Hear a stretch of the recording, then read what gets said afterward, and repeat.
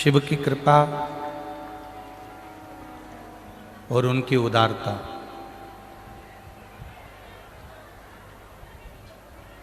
जब तक नहीं होती तब तक भगवान की अविरल भक्ति को प्राप्त करना बड़ा कठिन है।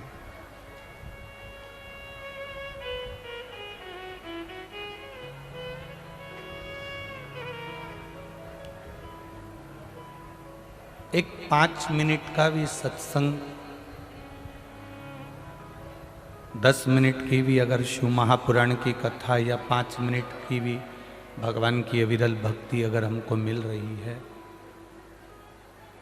तो ये निश्चित मानिए कि भगवान को मिलने में देरी नहीं होगी। अगर उसकी कथा मिल सकती है तो वो भी मिल सकता है।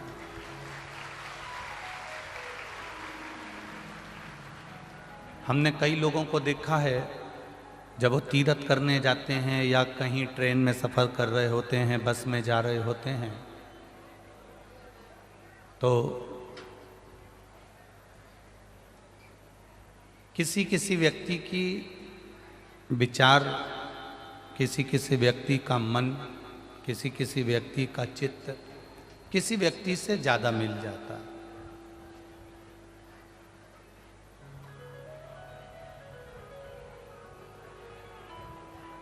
जैसे बद्रीनाथ गए, चंपारण गए या कहीं ओमकारेश्वर गए, महाकालेश्वर गए या कहीं तुम जा रहे हो, सफ़र करने जा रहे हो और सफ़र में कोई तुम्हारे पास में बैठा हुआ मिल गया, कोई तुम्हारे साथ स्नान करता मिल गया, कोई तुम्हारे साथ तीर्थ करता मिल गया, कोई तुम्हारे साथ में भगवान का दर्शन करते मिल गया, कोई व्यक्ति ऐसा मिल जाता है कि उससे हमारा लगाव इतना बढ़ जाता है कि फिर उसके घर में अगर शादी होती है, उसके घर में फंक्शन होता है तो वो अपने पास भी पत्रिका भेजता है, अपने को भी बुलाता है। बोलो सही है कि गलत है?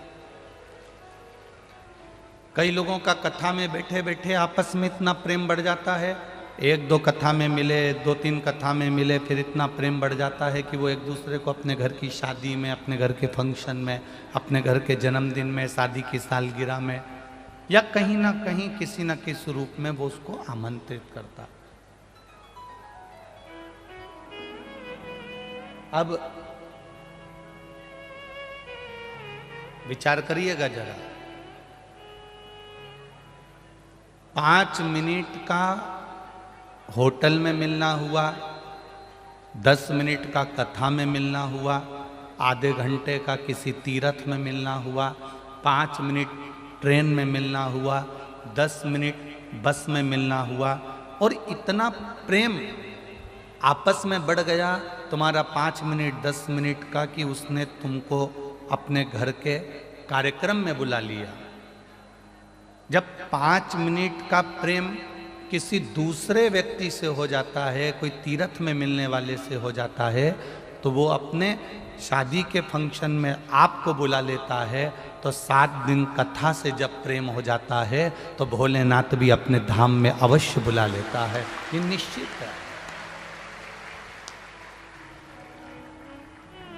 तेरी कृपा बिना न हिले एक भी अणु, लेते श्वास तेरी कृपा से तनु तनु। बखान क्या करूं मैं राखों के ढेर का, चपटी बभूत में खजाना कुबेर का। हे गंगधार मुक्ति द्वार ओमकार तू, भोले ओमकार तू।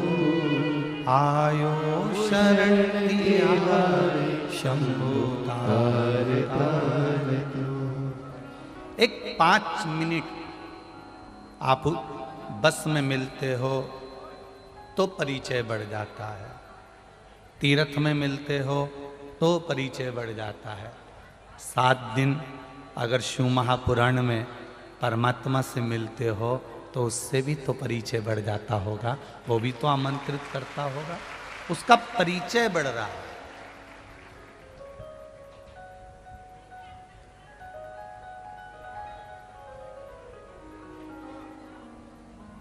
जिस एकांतेश्वर महादेव की आप कथा सुन रहे हो, ये कथा कोई साधारण सी विषय नहीं है।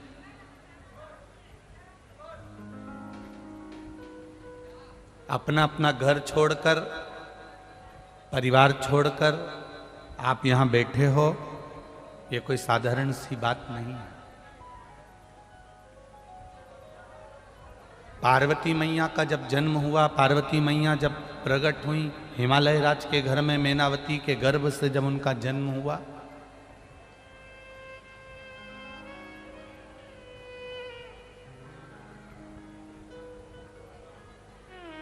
माता ने कहा घर में रहकर भगवान का भजन कर लो। पार्वती मैया नहीं रुकी, एकांत में हरतालिका तीज का व्रत माताएं करती हैं। अब यहाँ के लोग छत्तीसगढ़ के करते कि नहीं करते वो पता नहीं हमको। करते हैं क्या इधर हरतालिका तीज? तो हरतालिका तीज का व्रत जब माताएं करती हैं तो वो पार्वती जी की कथा को जब पढ़ती हैं तो उसमें पढ़ती हैं कि पार्वती जी अपनी सहेलियों के साथ एकांत में जाती हैं, गुफा में प्रवेश करती हैं, बालू के शिवलिंग का निर्माण करती हैं और उसकी पूजन करती हैं। एकांत में अगर आप पार्थिव शिवलिंग का भी निर्माण कर रहे हो, एकांत में अगर भगवान शंकर की शिवलिंग का भी निर्माण कर रहे हो, तो ये विश्वास मानकर चलना वो आपका एकांतेश्वर महादेव ही होगा।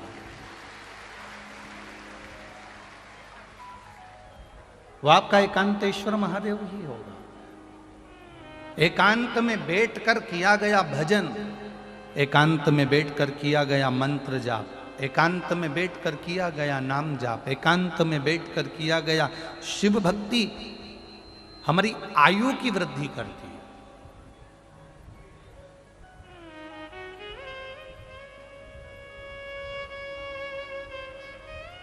अकेले आए थे, अकेले ही जाओगे। पत्नी कितनी भी सुंदर हो, पति कितना भी सुंदर हो, बच्चे कितने भी सुंदर हो, भाई बंधु कितने भी सुंदर हो, माता पिता कितने भी अच्छे हो, एकांत में अकेले आए हो और एकांत में अकेले ही चले जाओगे। कोई दूसरा तुम्हारे साथ जाने वाला नहीं होगा। केवल तुम्हारा किया गया भजन, तुम्हारा किया गया मंत्र जाप, तुम्हारा किया गया नाम जाप, तुम्हारा किया गया स्मरण, ये तुम्हारे साथ जाता है।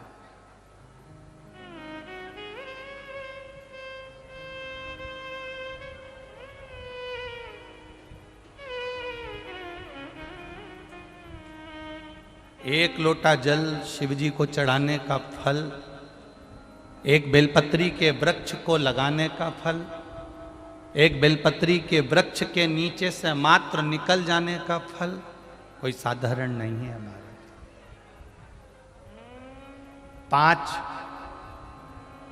गरुड़ पुराण के अंदर 5 महापाप बताए हैं। श्रीमद् भागवत में 5 महापाप बताए हैं।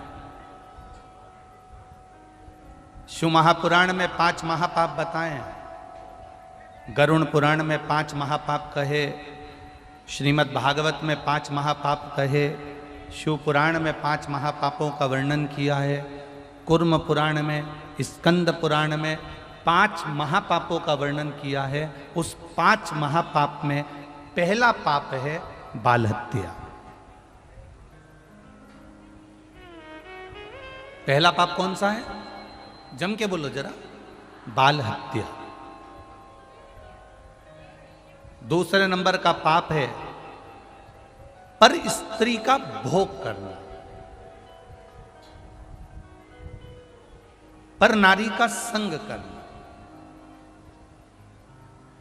यह महापाप की गिनती में आता है। तीसरे नंबर पर आता है स्वर्ण की चोरी करना। सोने की रकम चुरा लेना, सोने की रकम को प्राप्त कर लेना, यह महापाप की गिनती में आता है। चौथे नंबर में आता है किसी के घर में आग लगा दे।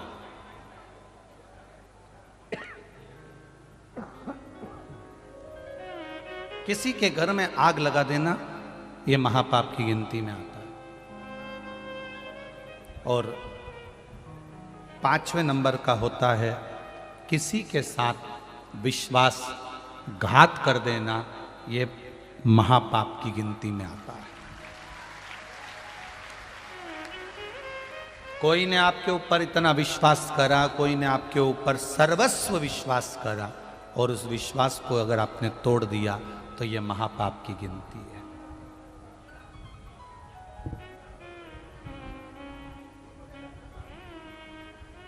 कितना पुण्य!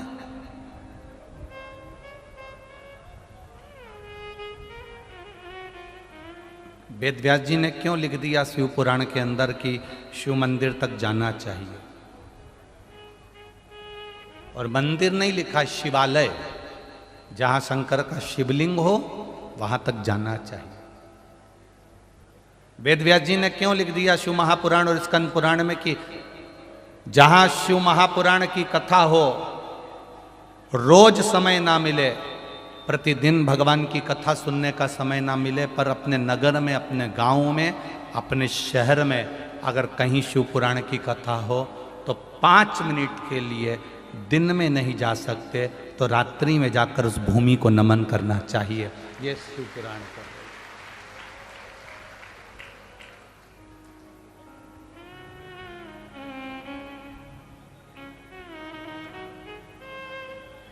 आपको कथा में कहा था, हेलीकॉप्टर को नीचे उतारने के लिए हेलीपैड पर एच बना होता है।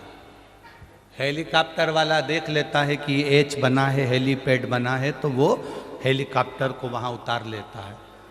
वेद व्यास जी शिव पुराण में लिखते हैं, जितने दिन तक शिव महापुराण की कथा जिस नगर में, जिस गांव में, जिस क्षेत्र में होती है, उतने दिन तक भोलेनाथ जी का हेलीपैड वही भूमि कहलाती है, नंदी वहीं उतरता है।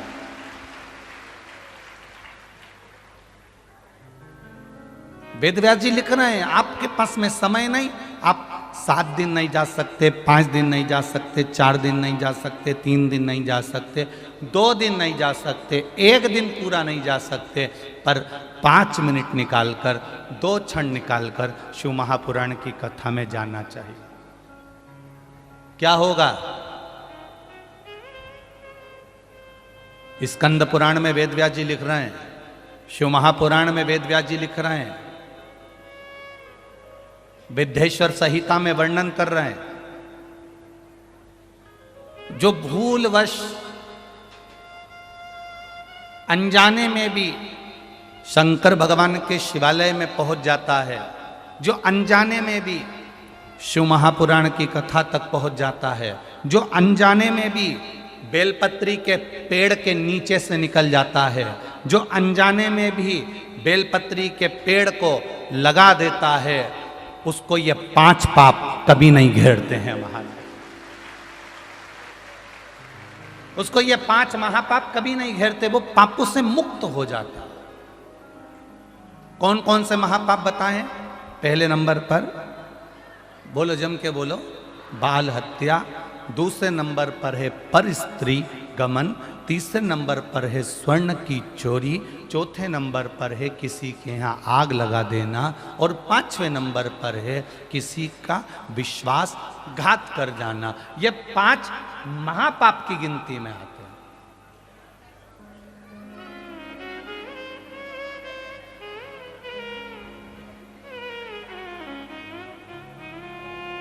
हम कितना पुण्य कमाते हैं, हम कितना जल चढ़ाते हैं, भजन करते हैं, कीर्तन करते हैं, मंत्र जाप करते हैं, श्री शिवाय नमस्तुभ्यम जपते हैं, ओम नमः शिवाय जपते हैं, नमः शिवाय जपते हैं, 12 अक्षर मंत्र ओम नमो भगवते वासुदेवाय जपते हैं, राम नाम कृष्ण नाम जपते हैं।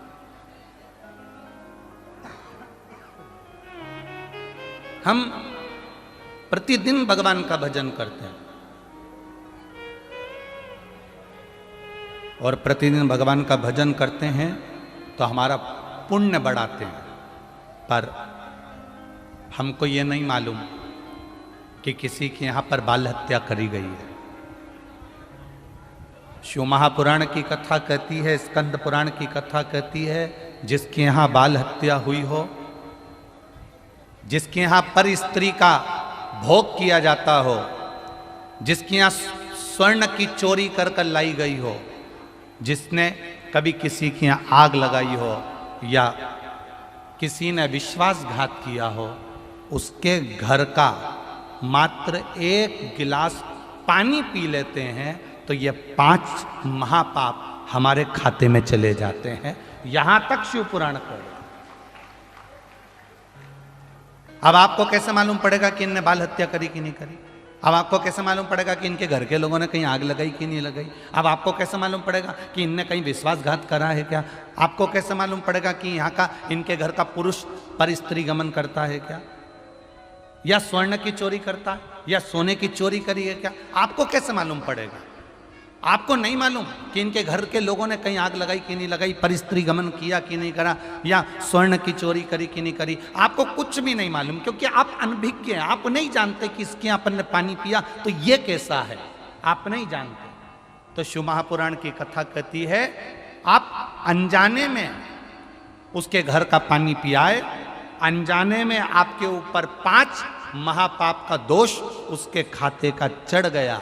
पर आप अगर रोज शिव के मंदिर जा रहे हो, शिवालय जा रहे हो, या 5 मिनट भी श्री शिवाय नमस्तुभ्यम बोल रहे हो, तो ये समझ लेना कि हमने भले उसके घर का पाप लियाए थे, पर उसको हमने वापिस भगवान के चरणों में जाकर साफ कर दिया। उस महापाप को हमने समाप्त कर दिया।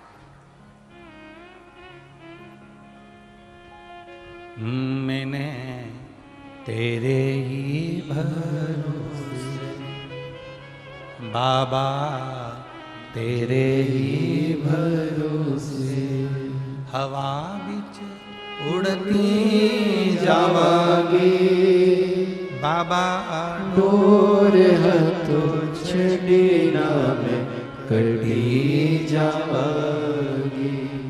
भोले मैं तेरी पतंग, शंभो मैं तेरी पतंग, हवा बिच उड़ती जावांगी बाबा, डोर तो छड़ीना में कटी जावागी।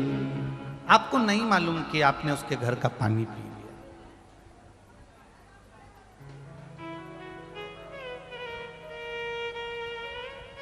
कौन व्यक्ति कैसा है आपको क्या मालूम पड़ेगा?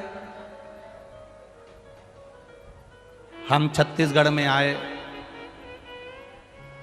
आप मध्य प्रदेश में आए, कोई उत्तर प्रदेश गया, कोई बिहार गया, कोई उत्तराखंड गया, कोई दिल्ली गया, कोई महाराष्ट्र गया, उसको क्या मालूम कि कौन व्यक्ति कैसा? उसको मालूम ही नहीं।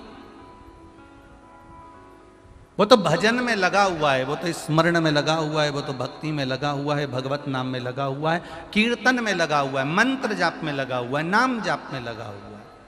और जब अपनी भक्ति में वो रमा हुआ है, अपने भजन में वो रमा हुआ है, अपने कीर्तन में वो रमा हुआ है, अपने स्मरण में रमा हुआ है, और कोई ऐसा व्यक्ति जो महापापों की गिनती में आया है और उसके हमने जल ग्रहण भी कर लिया, तो हम अगर शिव के द्वार जा रहे हैं, हम भगवान के मंदिर जा रहे हैं, हम शिवालय जा रहे हैं, तो उन महापापों से हमारी मुक्ति हो रही है।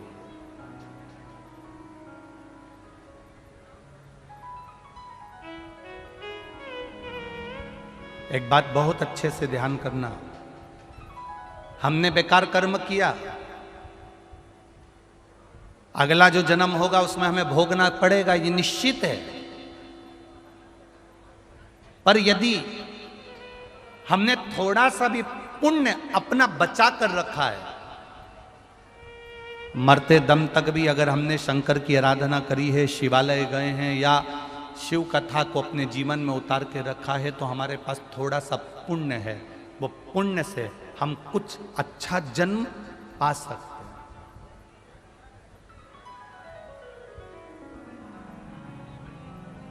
दिन भर दुकान पर बैठे रहे, रविवार आया तो पत्नी और बच्चों को लेकर होटल चले गए। घर की बूढ़ी मां घर में, घर के बूढ़े पिता घर के अंदर, और तुम अपनी पत्नी और बच्चे को लेकर होटल में चले गए। दिन भर दुकान पर रहे, एक दिन मिला, वो एक दिन काय के लिए मिला कि पत्नी और बच्चों को लेकर किसी शिवालय में जाकर एक लोटा जल चढ़ा लेना, पर आप उसको भूलकर होटल में जाकर बैठ गए। हमने कमाया कमाया कमाया कमाया, पर कभी भगवान की भक्ति में हम एक क्षण नहीं गए, तो अगला जन्म क्या मिलेगा? जिसने अपनी जीवन में कभी भगवत भजन नहीं करा, केवल भोग करा, कमाया कमाया कमाया कमाया और अंत में छोड़कर चला गया। अगला जन्म, जैसे तुम बहुत व्यस्त रहे, बहुत व्यस्त रहे, बहुत व्यस्त रहे, उसी तरह भगवान अगला जन्म हमें बेल का बना देता है। बेल क्या करता है?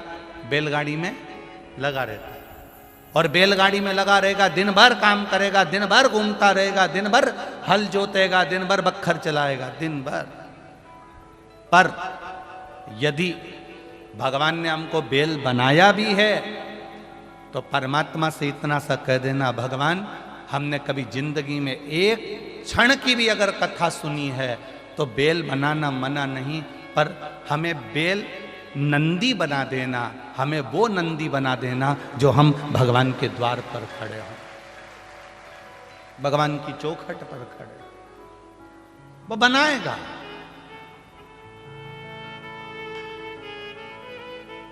बेल और नंदी में बहुत अंतर होता है।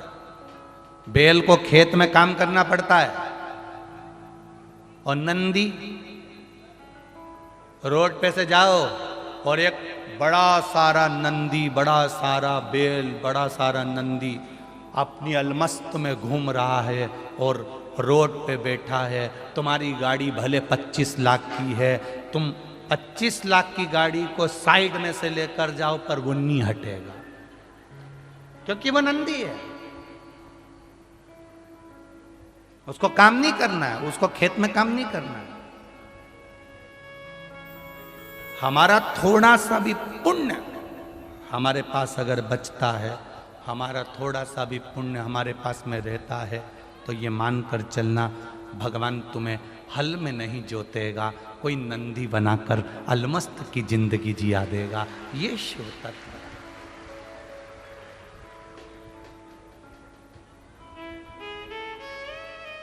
आप करो उसका भजन।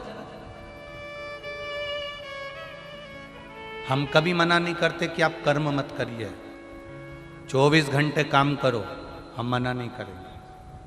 तुम्हारे शरीर की जितनी कैपेसिटी है उससे दुगना तुम मेहनत करो, मना नहीं।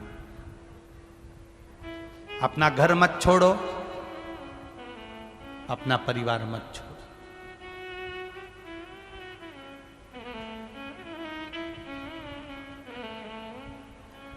क्यों छोड़े हम?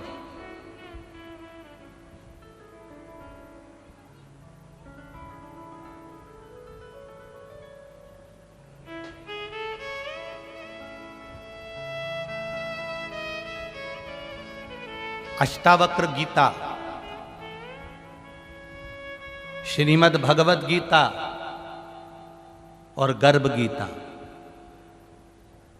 आप में से कितने लोग हैं जिन्होंने श्रीमद् भगवत गीता कभी पढ़ी हो, सुनी हो?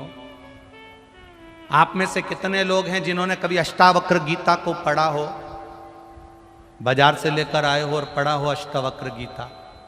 पढ़िए। आप में से कितने लोग हैं जिन्होंने कभी गर्भ गीता पढ़ी हो? गीता प्रेस गोरखपुर की अष्टावक्र गीता भी मिलती है, गर्भ गीता भी मिलती है, श्रीमद् भगवत गीता भी मिलती है, पढ़िएगा।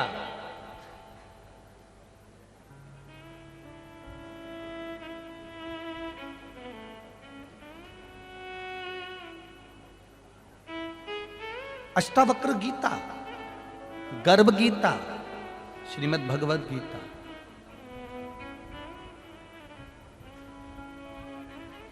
अष्टावक्र गीता में अष्टावक्र जी ने राजा जनक जी को 3 बातों से सब कुछ समझा दिया।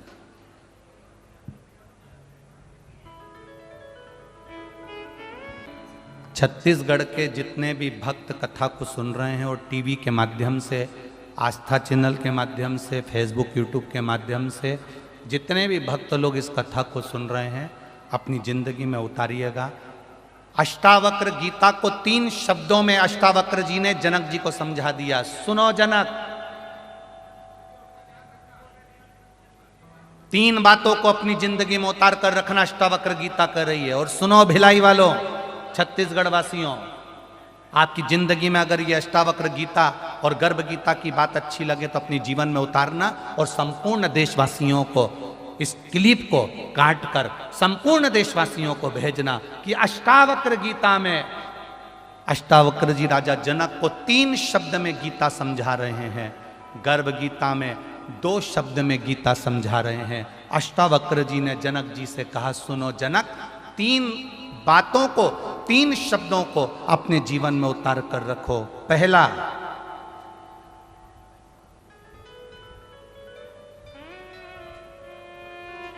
अष्टावक्र जी का इन 3 शब्दों को अपनी जिंदगी में उतारिए। पहला,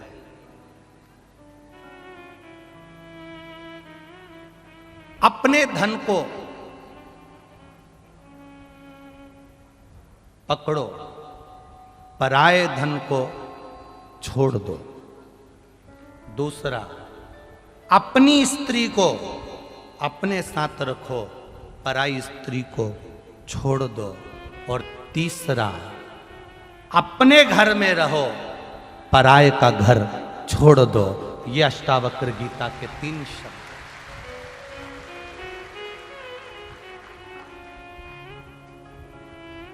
अष्टावक्र गीता के 3 शब्द अष्टावक्र जी ने राजा जनक जी को कहे। और गर्भ गीता के 2 शब्द अपनी जिंदगी में उतार कर रखना, पूरी गीता समझ में आ जाएगी। गर्भ गीता के मात्र 2 शब्द हैं जिसको मनुष्य को अपने जीवन में उतारना चाहिए। और वो 2 शब्द हैं, अपनी कमाई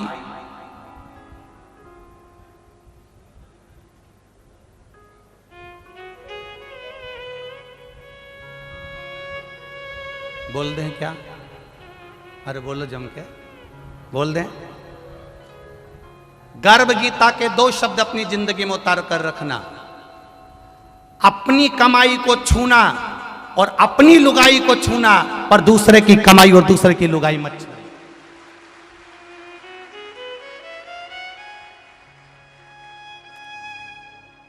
गर्भ गीता के 2 शब्दों का स्मरण करिएगा। अपनी कमाई को हाथ लगाओ, अपनी स्त्री का स्पर्श करो, पर दूसरे की कमाई कितनी है, दूसरे का धन करोड़ों का भी पड़ा हो तो उसका स्पर्श मत करना। और दूसरे की नारी कितनी भी सुंदर हो उसका स्पर्श मत करना। ये गर्भ गीता का।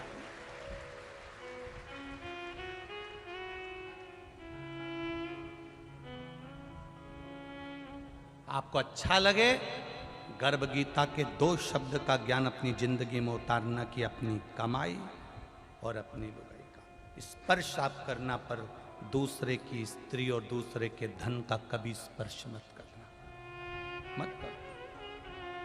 बर्बादी की पहली सीढ़ी है ये। अगर हम दूसरे के धन का स्पर्श कर रहे हैं और दूसरे की नारी का स्पर्श कर रहे हैं, बहुत सावधानी रखिए, बहुत।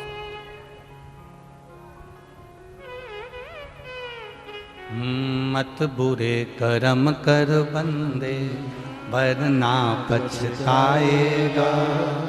भगवान की आंखों से तू बच नहीं पाएगा, तू बच नहीं पाएगा।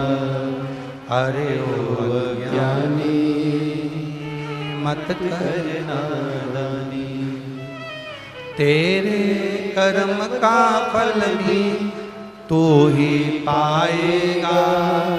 जैसा किया तूने तेरे आगे आएगा। मत बुरे कर्म कर बंदे वरना पछताएगा। भगवान की आंखों से तू बच नहीं पाएगा, तू बच नहीं पाएगा। अरे ओ अज्ञानी मत करना नादानी। 5 महापापों से मुक्ति हमको रोज चाहिए, प्रतिदिन।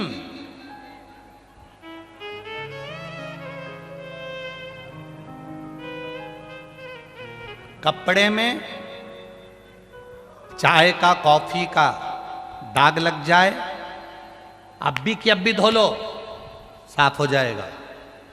कपड़े में चाय कॉफी का दाग लग गया, 2 घंटे या 3 घंटे बाद धोगे तो वो दाग साफ नहीं होगा। हमने आज पाप किया है तो आज ही शंकर भगवान को 1 लोटा जल चढ़ाकर धो लो, नहीं तो वो दाग पक्का हो जाए। चाय का दाग लग गया, अभी की अभी धो। हमसे झूठ निकल गया, अभी की अभी मुख से श्री शिवाय नमस्तुभ्यम। हमने किसी को धक्का दे दिया, अभी की अभी श्री शिवाय नमस्तुभ्यम। हमने किसी के साथ गलत कर दिया, अभी की अभी श्री शिवाय नमस्तुभ्यम। क्षमा मांग लो, सॉरी कह लो, पांव प्रणाम कर लो, नमन कर लो, दंडवत कर लो। क्या जाता है? गलती हो गई ना, क्षमा मांगने में क्या जाता है? भक्त बनना, भगवान बनने की कोशिश मत करना। आज दुनिया में बड़ा विडंबना चल रही है, जिसे देखो वो अपने आप को भगवान समझ रहा है कि मैं दुनिया का सबसे बड़ा भगवान हूँ, मैं आपका जन्म मरण परण सब कुछ कर सकता हूँ। पर भगवान शिव की कथा कहती है, शंकर भगवान के सिवाय दुनिया में कोई जन्म मरण और परण बताने वाला नहीं है। अगर बताने वाला होता तो यशोदा जी के दरवाजे पर यशोदा जी का हाथ देखकर भगवान शंकर ने कह दिया था कि यशोदा तेरे बच्चे के पीछे काल मंडरा रहा है। राम जी का स्वरूप देखकर कह दिया था राघव जी के जीवन में ये तकलीफ आएगी। ये शिव के सिवा कोई नहीं कर सकता।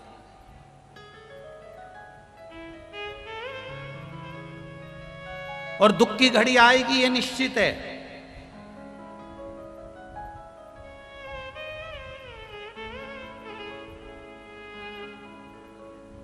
जिसने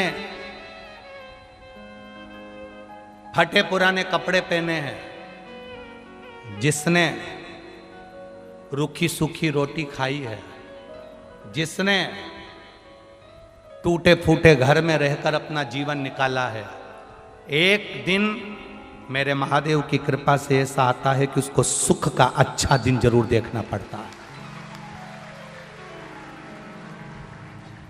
जिसने फटे पुराने कपड़े पहने, जिसने रूखी सूखी रोटी खाई, जिसने बहुत ठोकरें खाई, जिसने पसीना बहाया, जो धूप में चला है, उसको एक ना एक दिन छांव अवश्य मिलती है और वो बड़ा मजबूत होता है।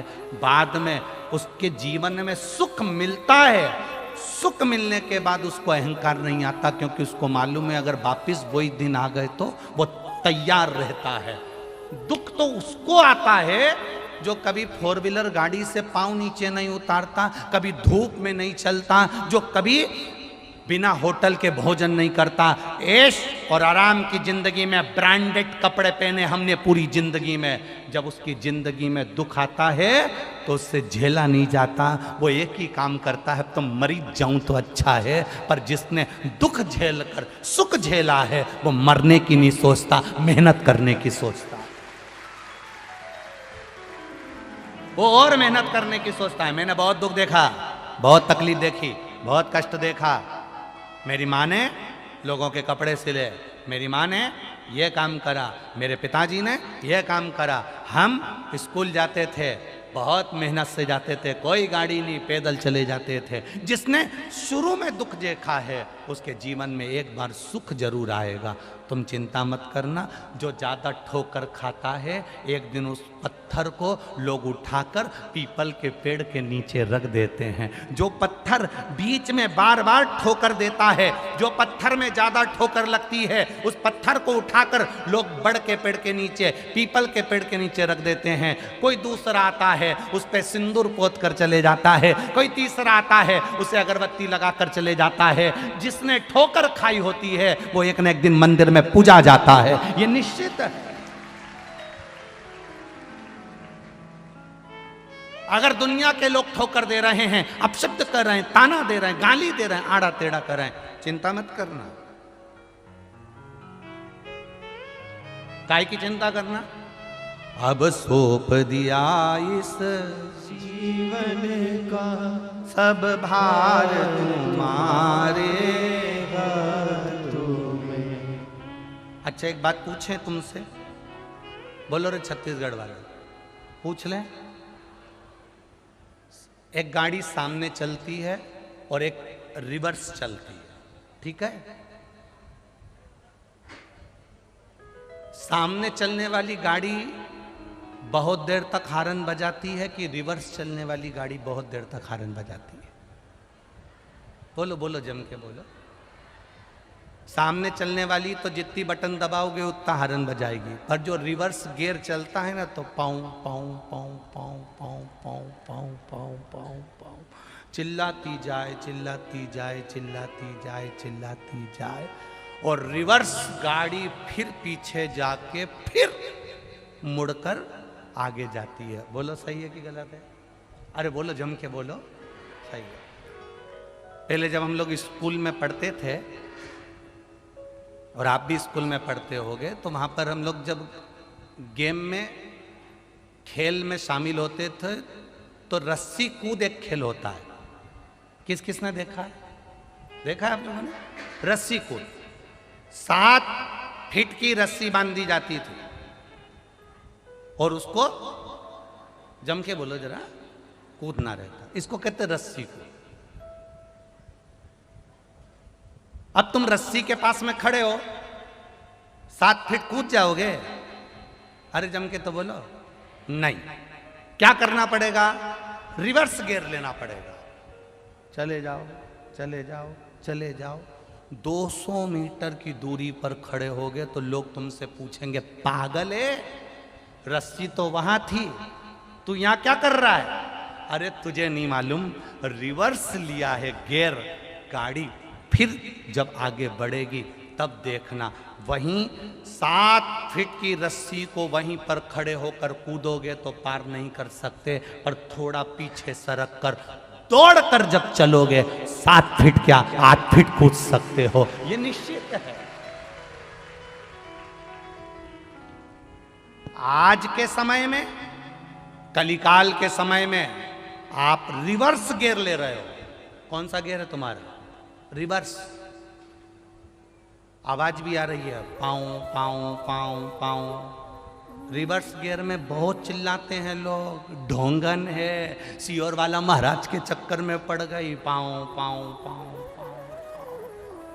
मंदिर जा रही है जल चढ़ाने, क्या होता है जल चढ़ाने से? क्या होता है रुद्राक्ष पहनने से? क्या होता है समी के पत्ते चढ़ाने से? क्या होता है बेलपत्र चढ़ाने से? पाँव पाँव पाँव पाँव पाँव। Reverse gear. आज के जमाने में, पढ़े लिखे युग में, आज के पढ़े लिखे जमाने में जहां डॉक्टर इंजीनियर सारी दुनिया के लोग चांद पे चढ़ रहे हैं, पाँव पाँव पाँव रिवर्स गियर है। दुनिया के लोग बहुत अपशब्द कहेंगे, तुम चिंता मत करना। लोग कहेंगे आज के युग में शंकर जी को भज रहे हो, आज के युग में शंकर जी को जल चढ़ा रहे हो, आज के युग में शिव जी की कथा सुन रहे हो, आज के युग में तुम पागल हो गए जो धूप में खड़े होकर लाखों लोग कथा को सुन रहे हो। पाँव पाँव पाँव पाँव रिवर्स गियर। उसको नहीं मालूम अभी गियर पीछे का चला है, जब गाड़ी दौड़ेगी तो 7 फीट क्या 8 फीट पार कर कर आगे बढ़ जाए। रिवर्स है। तो तुम कौन से गियर में बैठे हो? जम के बोलो।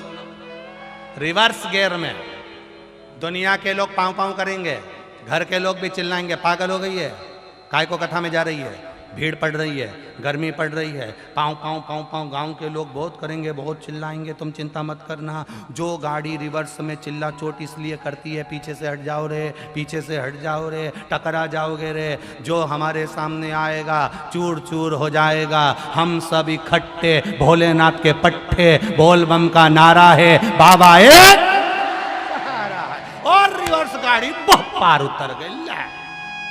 7 फीट की रस्सी क्या 8 फीट ऊंचे। अब दुनिया के लोगों को चिंता लग गई, अभी तक तो धक्के खाती थी, इसकी तो लड़की भी अच्छी पढ़ रही है, इसका तो लड़का भी अच्छा पढ़ रहा है, इसके यहाँ तो जॉब लग गया, इसके यहाँ तो बताओ गजब का काम हो गया, भगवान ने 2 मंजिल का मकान बना दिया, कहाँ झोपड़े में रहती थी, धीरे धीरे धीरे धीरे बढ़ गई। इसको क्या मालूम रिवर्स गाड़ी गई थी और आगे बढ़ गई। ये शिव की कृपा है, ये उसकी उदार। खाली न जाता कोई,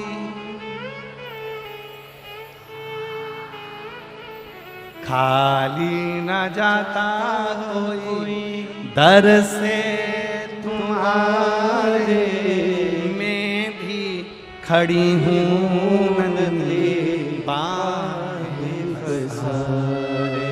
अपने हृदय लगा लो गिरा जा रहा हो, उठा लो उठा। रिवर्स गियर लिया, एक पत्र आया देख।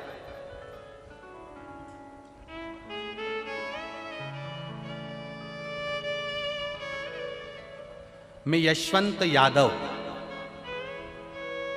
उम्र 24 वर्ष, निवासी कुर्सी पार भिलाई से आया। कहीं बैठे हैं यादव जी तो हाथ हिलाइएगा।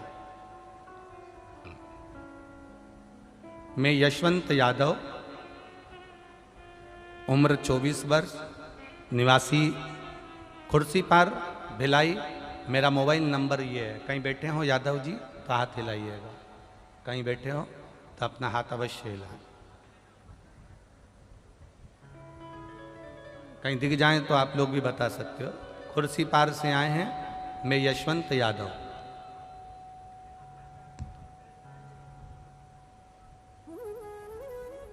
गुरुजी, मुझे पंडाल में सेवा करने का मौका मिला है, मैं सेवा में लगा हूं। मेरी माताजी की तबीयत बहुत ज़्यादा खराब हो गई थी और 23 अप्रैल 2022 को डॉक्टरों ने बताया कि मेरी माँ के पेट में गॉल ब्लैडर के अंदर कैंसर हो गया है और कैंसर पूरा फैल चुका है। रायपुर के श्री नारायण हॉस्पिटल में जब रिपोर्ट आई तो मुंबई में भेजी गई, जिसमें रिपोर्ट आने के बाद डॉक्टर ने बताया कि मेरी माताजी के कैंसर 4th स्टेज का हो गया है। ग्राइविडर के अंतर्गत 4था स्टेज कैंसर का है। माँ बच नहीं सकती, बहुत कैंसर पूरे शरीर में फैल गया।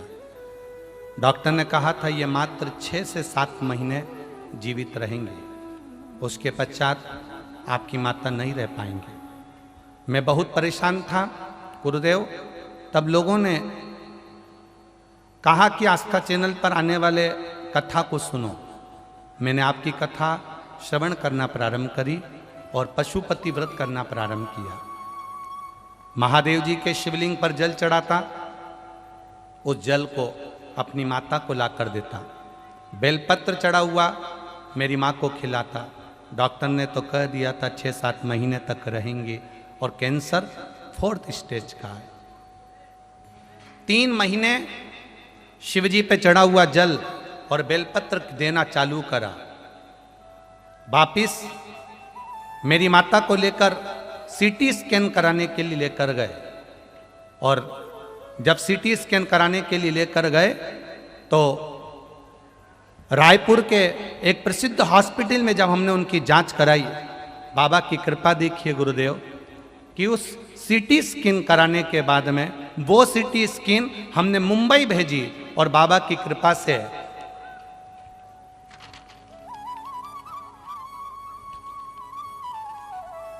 चौथे स्टेज का कैंसर समाप्त हो चुका था। ये बाबा को बड़ी भक्ति का बल है। ये कैंसर था और कैंसर जब समाप्त हुआ, उस दोनों की रिपोर्ट मैंने इस फाइल में लगाई है, डॉक्टरों की, जो इस फाइल के अंतर्गत लगी हुई है। चौथे स्टेज का कैंसर, इन्होंने एक बात बहुत अच्छी लिखी है,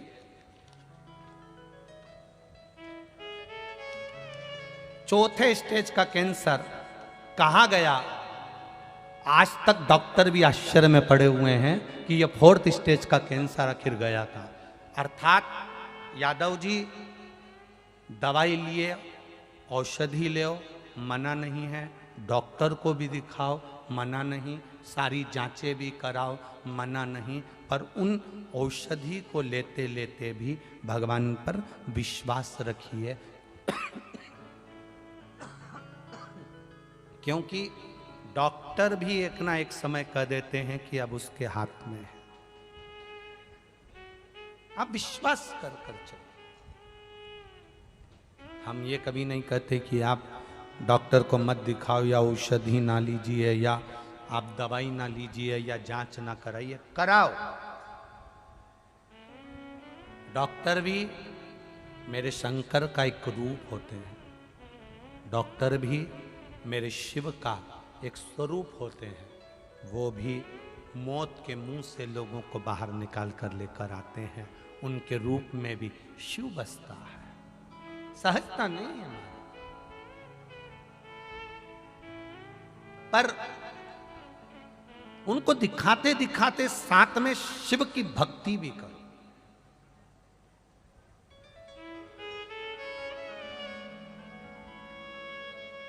भगवान शंकर का भजन भी करो,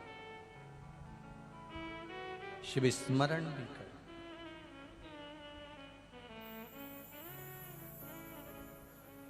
रोग, बीमारी, तकलीफ, कष्ट, ये सब हमारे कर्म के अनुसार हमारे पास आते हैं। ये सब आएंगे हमारे कर्म के अनुसार। हमारे पास बीमारी भी आएगी, रोग भी आएगा, तकलीफ भी आएगी, कष्ट भी आएगा। पर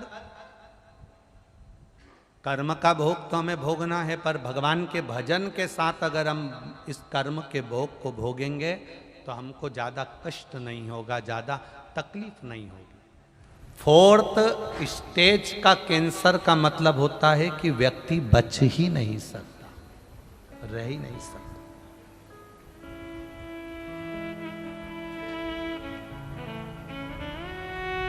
कई लोगों को लगता होगा सीहोर वाले गुरुजी इतने सारे पत्र पढ़ते हैं, रखते हैं। हम उनसे निवेदन करेंगे, इन पत्रों में इनका एड्रेस और मोबाइल नंबर सब कुछ रहता है। हम तो आपके शहर में आना तो होता नहीं है, और विठलेश सेवा समिति का कोई सदस्य कभी किसी गांव में, किसी नगर में, किसी शहर में जाकर कोई चंदा नहीं मांगता, कोई रसीद नहीं काटता, ना तुमसे कुछ लेने के लिए आता। हम किसी को नहीं जानते, वो तो ये आपके पत्र होनाते हैं तो पढ़ लेते हैं, और पढ़ लेते हैं इसलिए आप तक पहुंचा देते हैं कि आप चाहें तो इनके पास जाकर संपर्क कर सकते।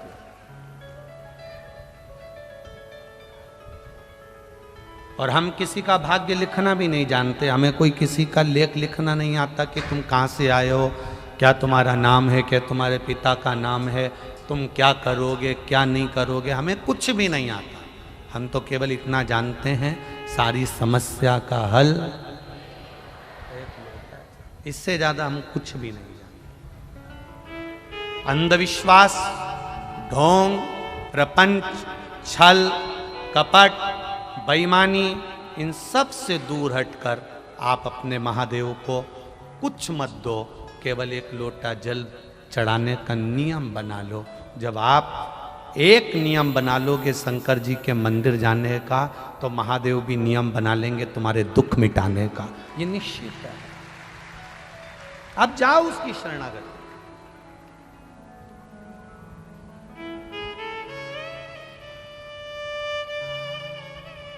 मैं कौन से कपड़े पहनूं जो घर के लोगों को अच्छा लगूं? ये हमारी सोच होती है। मैं कौन से कपड़े पहनूं कि उनको अच्छी लगूं? उसी तरह मैं कौन सा भजन गाऊं कि मेरे महादेव को अच्छा लगूं? ये भाव होना चाहिए। हम कौन सा भजन करें, हम कौन सा कीर्तन करें, हम कौन सा मंत्र जाप करें, हम कौन सा स्मरण करें?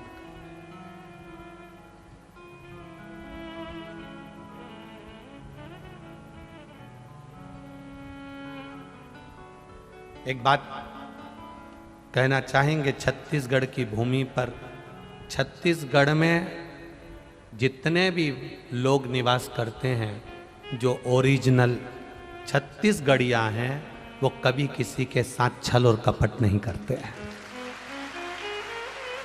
कभी नहीं करेंगे।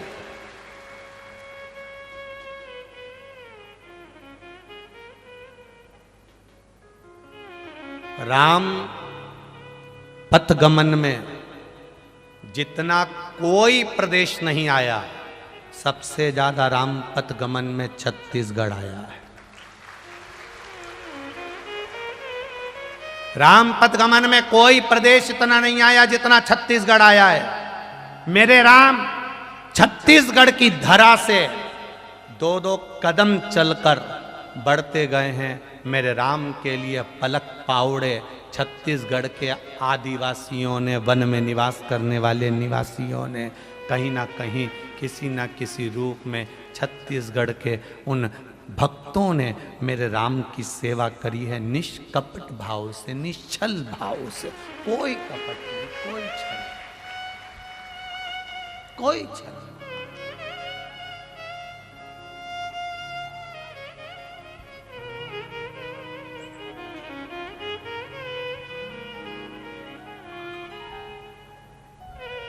निष्कपट भाव, उसको कोई मतलब नहीं।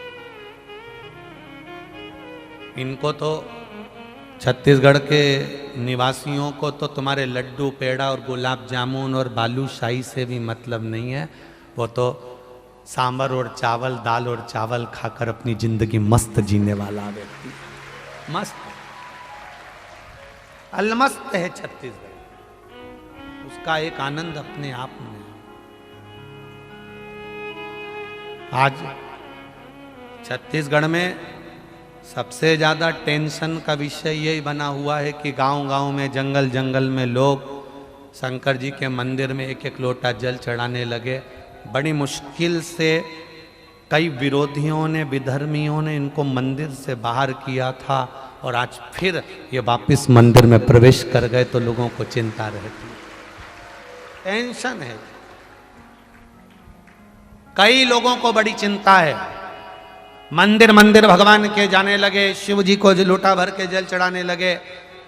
अब ढोंग और प्रपंच से दूर हो गए, अंधविश्वास से दूर हो गए, ये भ्रम से दूर हो गए।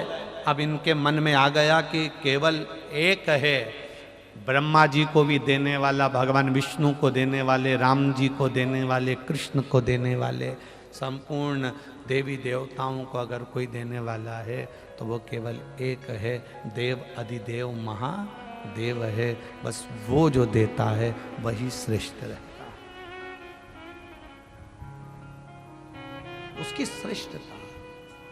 शिव कथा कर रहे, पार्वती मैया ने एकांत में बैठकर भगवान शंकर की आराधना करी है। पार्वती जी ने शिव जी की पूजन करी, एकांत में बैठकर भगवान शंकर की आराधना करी। माता पार्वती पार्थिव शिवलिंग का निर्माण करती है और उसकी पूजन करती है।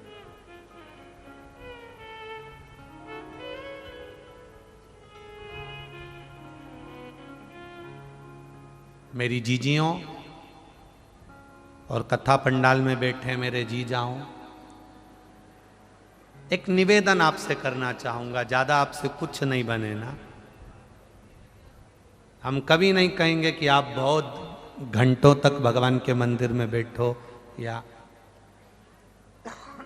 भगवान की पूजन करो, घंटों तक बैठकर हम कभी नहीं कहेंगे। आप तो एक क्षण के लिए भी भगवान के सामने जाओ तो निर्मल मन से जाना, निर्मल मन से। एक पुल बनाने के लिए सरकार पूरा बजट देती है कि ये वाला पुल बना लेना, उसके लिए इतना बजट है। भगवान भी जब मनुष्य का जन्म देता है, मानव का शरीर देता है, तो पूरा बजट देता है। भगवान भी इस मनुष्य को ऐसे ही नहीं भेज देता है, पूरा बजट देकर भेजता है, पूरा बजट। नीचे जाना, राम नाम, कृष्ण नाम, शिव नाम गाना, भगवान का भजन करना, कीर्तन करना, कथा सुनना, स्मरण करना, भगवान की अविरल भक्ति में डूबना और इस पुल को सही बनाकर पार उतर जाना। ये मानव का जो शरीर है, ये पुल का काम करता है इस आत्मा को पार उतारने के लिए। जिससे सरकार ने बजट दिया, ये पुल अच्छा बनना चाहिए, बढ़िया बनना चाहिए, करोड़ों का बजट आया, पुल बना, पर पुल इतना नीचे बना कि पानी में डूब गया। किसी ने पूछ लिया ऑफिसर ने, क्यों पुल इतना नीचे क्यों बनाया, पानी में डूब गया? साहब पैसा नहीं था। पैसा नहीं था? बजट कितना आया था? साहब बजट इतना आया था। तो पैसा गया कहाँ? अर्थात परमात्मा ने भी शरीर दिया है भगवान का भजन करने के लिए। 21,600 श्वास प्रतिदिन इस शरीर से निकलती है, पूरा बजट दिया है परमात्मा ने, पर हमने इस शरीर की 21,600 श्वास को सही से लगाया नहीं और मालूम पड़े वो शरीर आखिरी में डूब गया, समाप्त हो गया, संसार सागर में विलीन हो गया। दिया उसने 21,600 श्वास परमात्मा ने दी भगवत भजन करने के लिए। 3.5 करोड़ रोम छिद्र दिए भगवान का भजन करने के लिए, नेत्र दिए दर्शन करने के लिए, श्रवण दिया सुनने के लिए, मुख दिया भजन करने के लिए।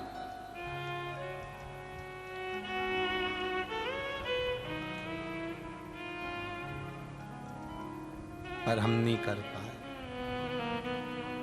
कहां कर सकते? ना राम नाम लीनो तूने भरी जवानी में, तो डूब के मर जा रे चुल्लू भर पानी में। इतना सुंदर शरीर दिया था, इतना अच्छा शरीर दिया था, उसको हमने भगवान की भक्ति में नहीं लगाया।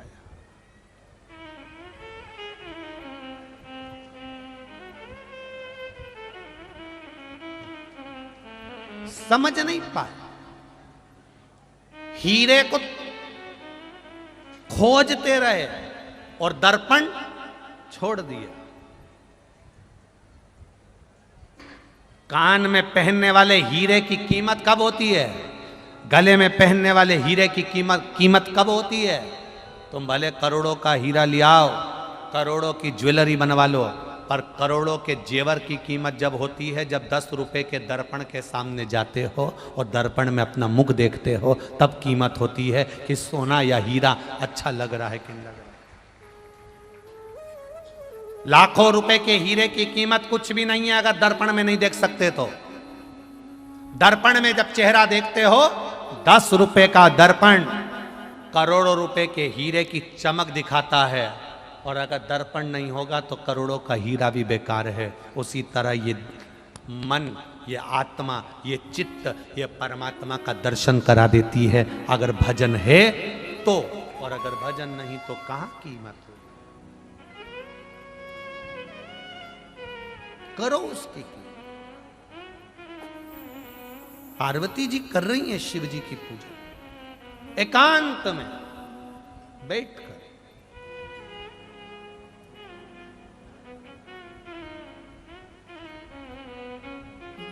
क्या दिया एकांतेश्वर महादेव ने? एकांतेश्वर महादेव को तुम्हारे पास बेलपत्री नहीं हो तो भले मत चढ़ाना। एकांतेश्वर महादेव को तुम्हारे पास जल नहीं हो तो भले ना चढ़ाइए। एकांतेश्वर महादेव पर तुम्हारे पास चावल भी नहीं है तो मत चढ़ाओ। एकांतेश्वर महादेव तुम्हें कहीं दिख जाए। हरतालिका तीज की कथा कहती है, पार्वती जी के पास में कुछ नहीं था तो पेड़ों की पत्तियां तोड़कर उन्होंने चढ़ा दी थी। इसलिए एकांतेश्वर महादेव का कहीं दर्शन तुम्हें मिल जाए, एकांत में शिवलिंग मिल जाए, उसके पास में जो पत्ता पत्ती लगे हों वो तोड़कर भगवान का श्रृंगार कर दो, एकांतेश्वर महादेव की पूजन हो जाए।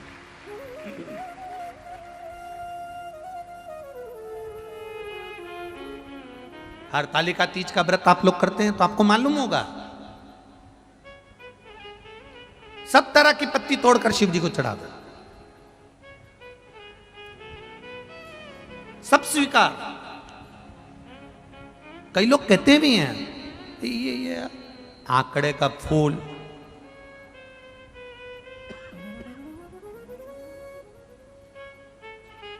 ये कितना जहरीला फूल, आप इसका दर्शन करेंगे, आंख का फूल कितना जहरीला, इसका पत्ता तोड़ो या फूल तोड़ो और उसका दूध आंख में चला जाए तो मालूम पड़े आंख खराब हो जाए, कितना जहरीला है।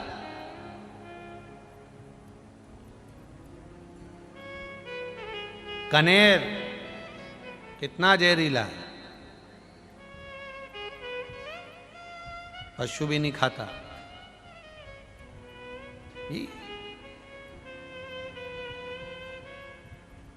किसी देवता को नहीं चढ़े, केवल शंकर जी को चढ़े।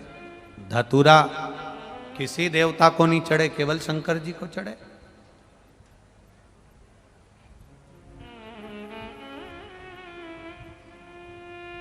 ये शिवजी को हर कोई सा पत्ता चढ़ जाता है। शंकर भगवान कहते हैं मेरा नियम ही है। ये दुनिया के जो लोग हैं ना बड़े चतुर होते हैं, जो 10 का नोट, फटा हुआ नोट, गला हुआ नोट, 5 का नोट, 10 का नोट, 20 का नोट, 50 का नोट, 100 का नोट जो फट गया, गल गया, सड़ गया, किसी काम का नहीं, जो दुकान पे भी नहीं चले, वो मंदिर में चले।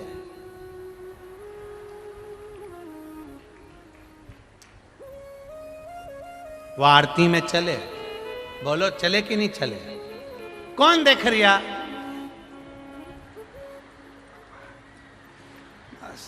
आरती में लिया, 10 का नोट चढ़ा दिया। जो दुकान पे नहीं चले, पानी की बोतल में नहीं चढ़े, गुटखा में नहीं चले, वो शिव पुराण में चले। क्यों? क्योंकि चढ़ाने वाले को भी मालूम है कहीं नहीं चलेगा, केवल शिव पुराण में चलेगा। उसी तरह भगवान को भी मालूम है इसको कोई नहीं तारेगा, महादेव ही तारेगा। ये शिव को भी जो कहीं नहीं चल सकता वो मेरे पास चल सकता।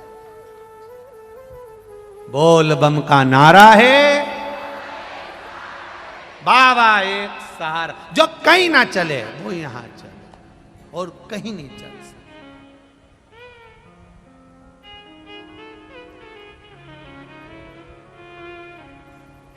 भगवान शिव की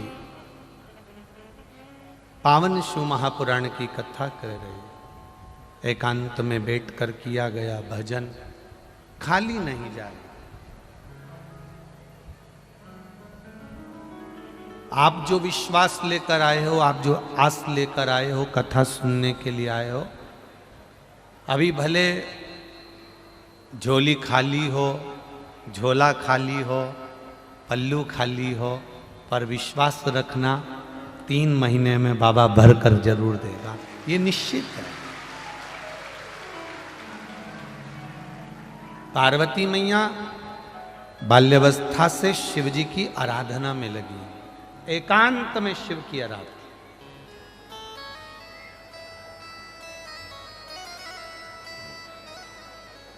बहुत ध्यान देना इस कथा पर। कोई जरूरी नहीं है कि आप जल चढ़ाएं जब सब आपको देखें। कोई जरूरी नहीं है कि पशुपतिनाथ का व्रत करें तो पूरे मोहल्ले की माताएं कर रही हो तब आप करें, जरूरी नहीं है, आपका जब मन कर जाए। एक प्रश्न किसी ने लिखा, उन्होंने कहा कि पशुपति व्रत कौन से महीने में करना चाहिए। तो जिन्होंने लिखा कि पशुपति व्रत कौन से महीने में करना चाहिए, तो हम उनसे पूछेंगे कि मरना कौन से महीने में चाहिए।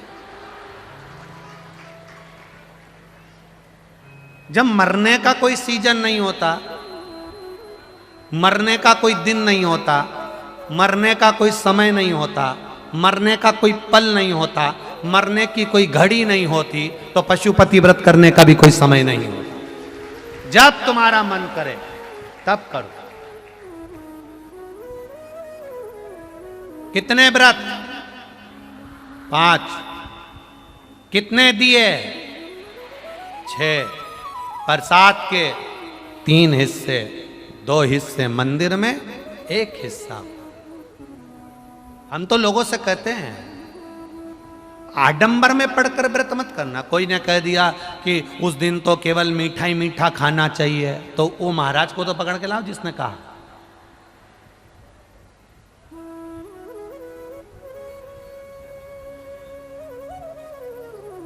पूजन की एक थाली, सोमवार का पहला दिन व्रत का, सुबेरे जो थाली लेकर पूजन करने जाओ, बाबा का अभिषेक पूजन कर कर आओ, वो थाली वापिस रख दो, वही थाली शाम को ले जाओ। 6 दिए रख कर ले जाओ, मीठा का प्रसाद ले जाओ। 3 हिस्से करने के लिए कोई दोना या कोई कागज जो आपको लगे वो ले जाओ, और जाकर 6 दिए मंदिर में नीचे रखकर 5 दिए प्रज्वलित कर दो। प्रसाद के 3 हिस्से कर दो, जमीन पर रख दो, 2 हिस्से मंदिर में छोड़ दो, एक बिना जला दिया उठाकर वापिस थाली में रख लो, प्रसाद का 1 हिस्सा वापिस थाली में रख लो, पूजन कर लो, बाबा से प्रार्थना कर लो, बाबा आज आपका पशुपति व्रत पहला करा है, मैंने सुना है आप खाली नहीं छोड़ते बाबा, मेरे मन की अभिलाषा पूर्ण जरूर करना, आप झोली जरूर भरना। बाबा से विनय करो, आ जाइए। घर के अंदर प्रवेश करते समय सीधे हाथ में बैठकर अपने घर की ओर मुख कर कर, सीधे हाथ की ओर, जो घर का सीधा हाथ हो, अंदर जाते समय वहीं बैठकर दिया लगा दो, बाबा से प्रार्थना कर अंदर प्रवेश करो। प्रसाद का जो 1 हिस्सा है उसको भोजन करने से पहले खा लीजिए, भोजन करने के पहले। भोजन जो तुम्हारे यहां बना है बड़े प्रेम से पाइए। ऐसे 5वां व्रत जब आए, एक श्रीफल भेंट मंदिर में चढ़ाकर, 108 फूल हो तो फूल, पत्ती हो तो पत्ती, जो मिल जाए, चावल का दाना, मूंग का दाना, जो 108 मिल जाए, शिव जी को चढ़ा। बाबा से प्रार्थना करो, दिल से निवेदन करो, बाबा से विनती करो, और बाबा से निवेदन कर कर 5 व्रत तुम्हारे पूर्ण हो, बड़े आनंद से करिए, मेरा पशुपतिनाथ कृपा करेगा।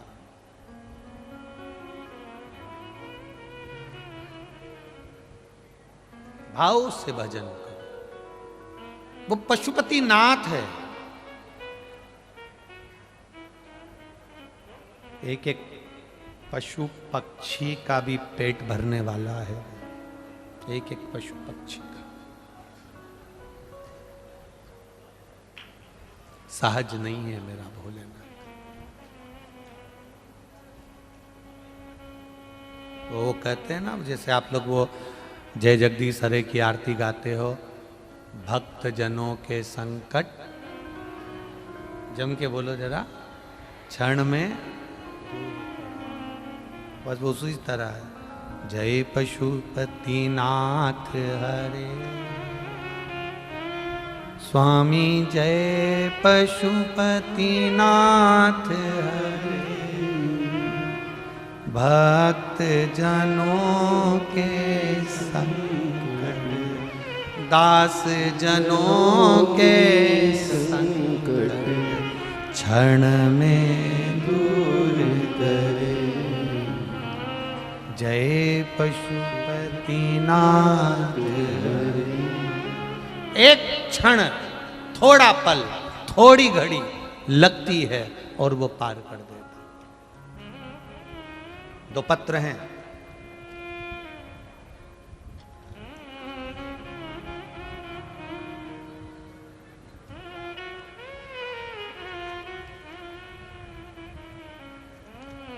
मेरा नाम बबीता साहू है, मेरा मोबाइल नंबर ये है। मैं भिलाई में तालपुरी में रहती हूँ। बबीता जी कहीं बैठी हो तो हाथ हिलाइएगा। बबीता साहू, मेरा मोबाइल नंबर ये है। मैं तालपुरी में रहती हूँ। कहीं बबीता जी बैठी हो तो हाथ हिलाइएगा। इधर है क्या? ठीक है, दोनों हाथ हिला दीजिए एक बार। तालपुरी में रहती हूँ गुरुदेव। 5 साल से बच्चेदानी में गठान थी, बहुत परेशान थे। रायपुर भिलाई के सारे हॉस्पिटलों में दिखा लिया, जांच कराई तो बच्चेदानी में गठान, और डॉक्टर ने कहा था ये गठान आपकी बढ़ चुकी है और वो गठान अंदर से फूट रही है तो इसमें कैंसर है, कैंसर की पूरी संभावना है, पूरी बच्चेदानी को ही निकालना पड़ेगा। क्या करा जाए गुरुदेव? बड़े दुखी थे, मन में बड़ा भय भी था कि जांच के लिए जाएगी और डॉक्टर बोल रहा है कि कैंसर जैसा चांस है। करा क्या जाए? किसी ने कहा टीवी पर कथा आती है, कभी 1 बजे कभी 2 बजे आ जाती है, तुम सुनो। उस दिन हमें आधे घंटे की कथा मिली, हमने सुनी, बाबा से प्रार्थना करी। मंदिर नहीं जाते थे, मंदिर जाने का नियम बना लिया। शिवजी पे चढ़ा हुआ जल चढ़ाते, उसको पी लेते, एक बेलपत्री उठाकर लाते, कुंदकेश्वर महादेव का नाम लेकर खा लेते। बाबा, हमने बाबा से प्रार्थना करी कि आपकी कथा मिल जाए। कोकड़ी में जब 7 दिन की शिव महापुराण की कथा हुई, हमने वहाँ जाकर पंडाल में बैठकर कथा सुनी। तीसरे दिन आकर हमने जांच कराई और बाबा की कृपा से जब गठान की वापिस जांच कराई गई भिलाई के हॉस्पिटल में, तब बच्चेदानी में गठान नहीं थी और कैंसर के चांस समाप्त हो गए, जिसकी रिपोर्ट मैंने फाइल में लगाई है, जिसकी रिपोर्ट मैंने फाइल में लगा दी है। ये शिव तत्व है, ये औघड़ी है। बैठिए बहन, हर हर महादेव, बैठिए। शिव तत्व है। एक पत्र और बड़ा सुंदर है,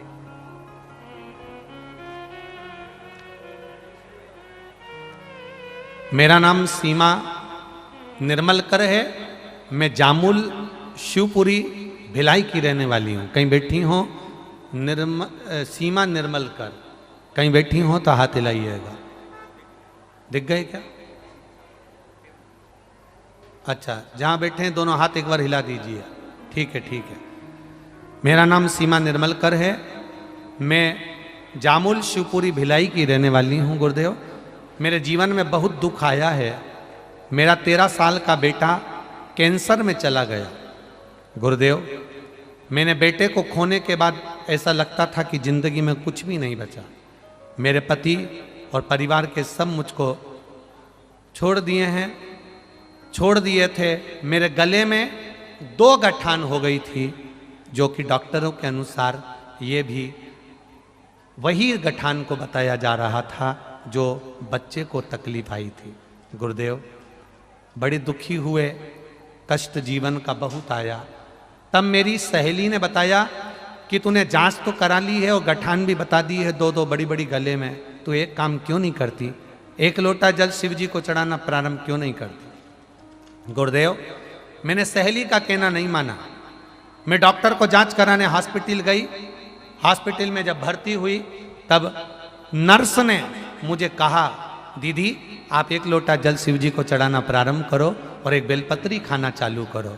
मैंने उससे कहा, गले में गठान है, बड़ी दर्द देती है, कैसे खाऊंगी? प्रयास करो दीदी, शिव जी पर जल चढ़ाओ। जब मैंने नर्स को भगवान का स्वरूप समझकर घर आ गई और जल चढ़ाकर पीना प्रारंभ करा, बेलपत्र खाना प्रारंभ करा, आज मेरी गठान गल चुकी है। मैं बाबा को यहाँ प्रणाम करने आई हूँ। ये शिव तत्व है।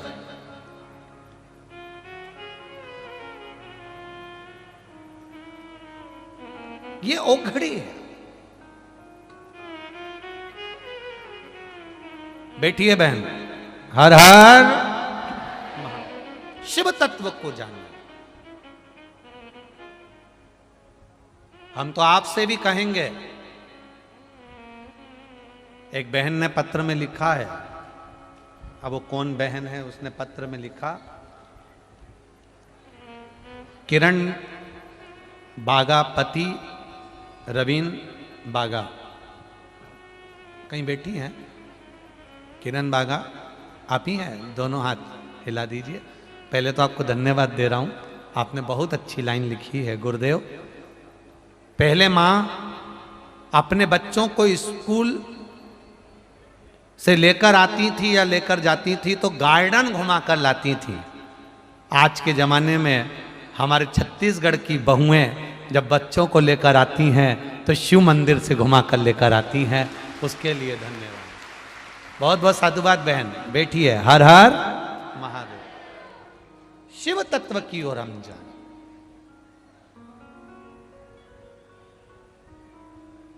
किसी के कपड़े पहने देखते हो तो नकल कर लेते हो,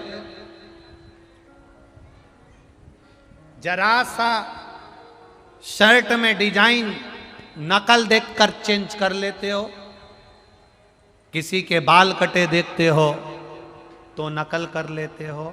मेरा निवेदन है, जब कपड़े देखकर नकल कर लेते हो, बाल कटे देखकर नकल कर लेते हो, घर के पर्दे देखकर नकल कर लेते हो, तो किसी को एक लोटा जल चढ़ाते देखकर भी नकल करना प्रारंभ कर।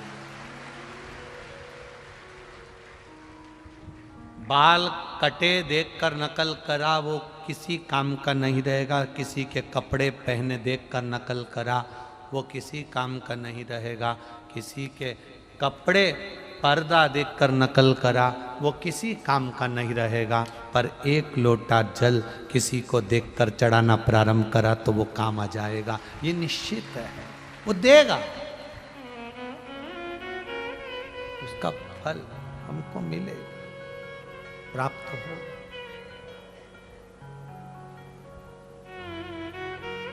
पार्वती मैया शिव जी का आराधना कर रही है, पार्वती मैया शंकर भगवान को जल चढ़ा रही है, पार्वती मैया शिव जी की एकांत में आराधना कर रही है। उनकी सहेलियों ने देखा, सखियों ने देखा, और सखियों ने देखा तो उन्होंने भी शंकर जी की आराधना करना प्रारंभ किया।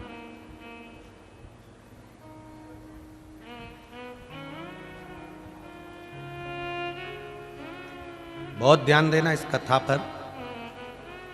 पार्वती जी ने एकांत में शिव जी की आराधना करी तो पार्वती जी को तो शंकर जी मिल गए, पर वो सखियों ने जो एकांत में शिव जी की आराधना करी उनको क्या मिला? जैसे किसी ने पत्र में पूछा था, छोटे से लेटर में पत्र में, कि पशुपति व्रत कब करना चाहिए, कोई समय नहीं। रामकृष्ण परमहंस जी से स्वामी विवेकानंद जी ने पूछा था कि भगवान का भजन कब करना चाहिए, भगवान का नाम कब लेना चाहिए। रामकृष्ण परमहंस जी ने कह दिया था, मरने के 1 मिनट पहले। तो स्वामी विवेकानंद जी ने कहा, मरेंगे कब, किसको मालूम? तो स्वामी विवेकानंद जी के शब्द सुनकर रामकृष्ण परमहंस जी ने कहा, जब तुम्हें मरने का समय नहीं मालूम कि कब मरोगे तो फिर दिन भर भजन करो, कभी भी मर सकते हो। जब मौका मिले तब भजन करिए, घर में जब समय मिल जाए तब एक लोटा जल लेकर शिव के मंदिर में चले जाए।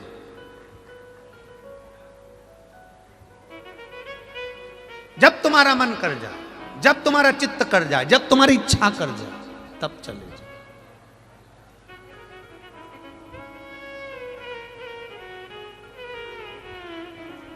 एक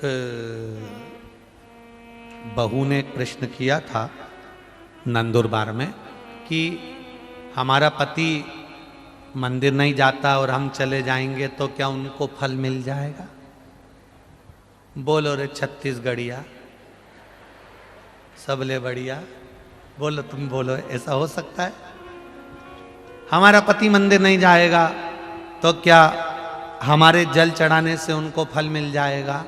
तो मेरा नंदुरबार की जो बहू ने प्रश्न किया था उससे कहना है, शादी में जाना तू अकेली खाना।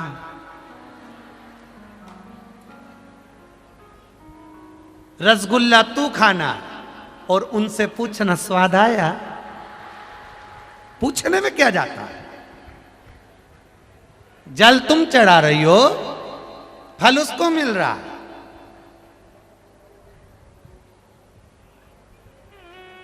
कभी पुरानी जो सीहोर में कुबेरेश्वर धाम पर कोरोना महामारी में जो कथाएं हुई थी ना, कभी फुर्सत मिल जाए ना तो एक एक कथा को हेडफोन में लगाकर मोबाइल पर यूट्यूब पर पड़ी होंगी वो, तो आप उसको निकाल कर सुनना। उसमें हमने वर्णन किया है, नारी जल चढ़ाती है, फल कब मिलता है, पति जल चढ़ाता है, फल कब मिलता है, उसका वर्णन हमने किया।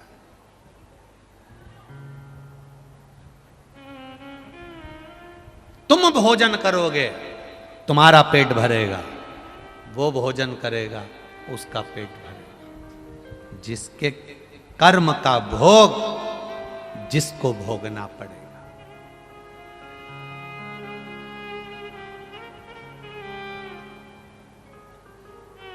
सर्दी तुमको हो रही है और रुमाल तुम अपने पति को दे दो, नाक पोंछ लो,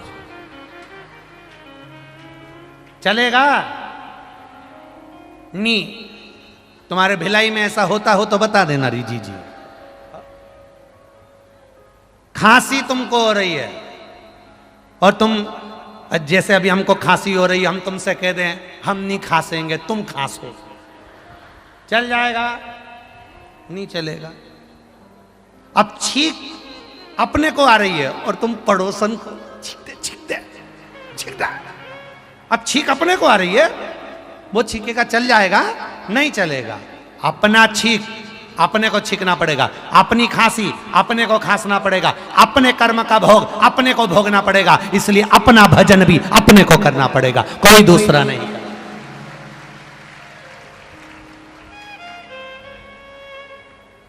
कोई दूसरा नहीं करेगा, अपने को करना।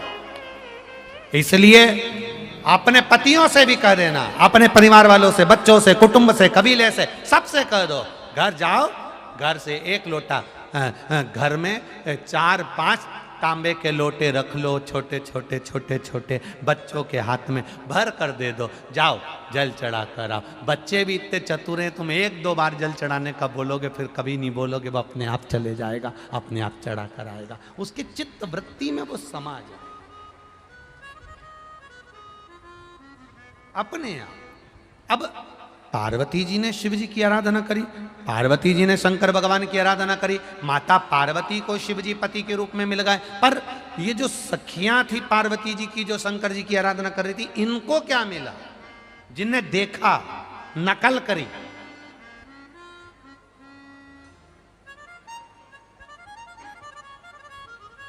अच्छा, नकल में भी अकल की बहुत जरूरत होती है। हो? कक्षा 8वीं का पेपर, बच्चे एक के पीछे एक बैठे और 8वीं के पेपर में लिखने को आ गया, दिल्ली की सबसे बड़ी मीनार का नाम लिखो। आगे वाले ने लिख दिया दिल्ली में कुतुब मीनार है, पीछे वाले ने आगे वाले का झांक कर देख कर लिख दिया दिल्ली में कुतिया बीमार है।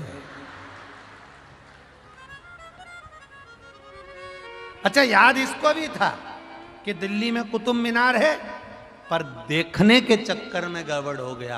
कभी कभी तुम्हारे साथ भी ये गड़बड़ हो जाता है, किसी को देख लेते हो बड़ी सुंदर स्टेज पे दिख रही, बड़ी सुंदर दिख रही, दुल्हन बहुत सुंदर है, बहुत सुंदर है, बहुत सुंदर है, बस तुमने स्टेज पे देखी है। कभी जब शादी हो जाए और उसके 2 साल बाद जाकर देखना, क्योंकि शादी का पहला साल पति बोले पत्नी सुने, शादी का दूसरा साल पत्नी बोले पति सुने, और शादी के बाकी के साल पति पत्नी दोनों बोले पूरा मोहल्ला सुने। इनको देख कर आए। अब तुमने तो कह दिया लड़की बड़ी सुशील है, लड़की बहुत बढ़िया है, लड़की बहुत अच्छी, दिखने में कितनी अच्छी लग रही, स्टेज पे कितनी जोरदार लग रही।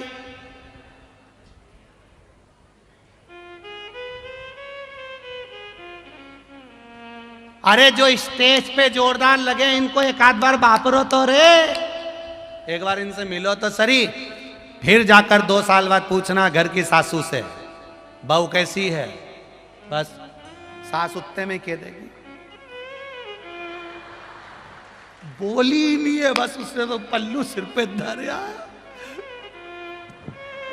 इतना ही करया, उतनी देर में तो तुरंत कह दिया हम तो हमारे घर जा रहे।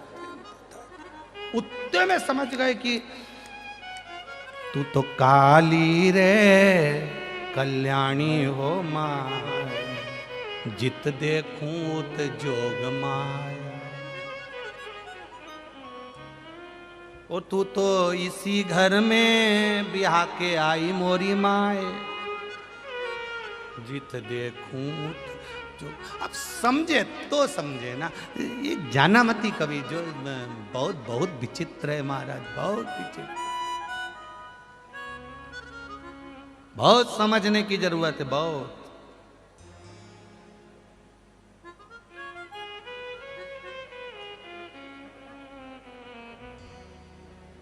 जैसे नाटकों में सीरियलों में दिखाते हैं ना, वैसे लोग आजकल अपने घरों में करने लगे, नकल देखकर कर रहे हैं।